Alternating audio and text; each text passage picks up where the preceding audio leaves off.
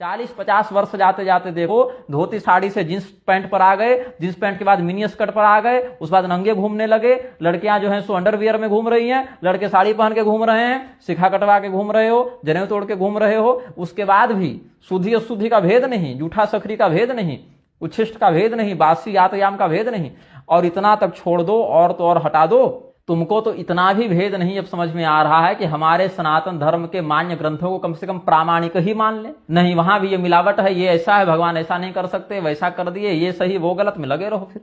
तो इससे जो है धर्म की हानि तो युगगत रूप से हो रही है। अपने साथ कुत्ता सुला रहे हो, अपने साथ बिल्ली सुला रहे हो, अपने साथ सुअर पाल रहे हो, अपने साथ कुत्ता सुला रहे हो, उससे रक्षाबंधन कर रहे हो। कुत्ता के माथा में तिलक लग रहा है, कुत्ता को राखी बांधी जा रही है, कुत्ता से राखी बंधवाई जा रही है। भैया कुत्ता को अपनी माँ के पास भेजो, एक आध भाई पैदा करवा लो। बुरा लगेगा सुनने में, लेकिन सुनो, और अगर नहीं समझ में आ रहा तो फिर से इसको रिपीट मार कर सुनना। शायद तुम्हारा एक आध भैगना या एक आध भाई पैदा हो जाए उसी के सौजन्य से। कुत्ता तो तुमसे श्रेष्ठ है, बल्कि कुछ पुण्य किया होगा जो तुम्हारे साथ बढ़िया सोफा में सो रहा है और 10 तरह का पकवान खा रहा है। वो पशु होकर मनुष्य योनि का सुख भोग रहा है, तो मनुष्य होकर पशुता किए जा रहे हो।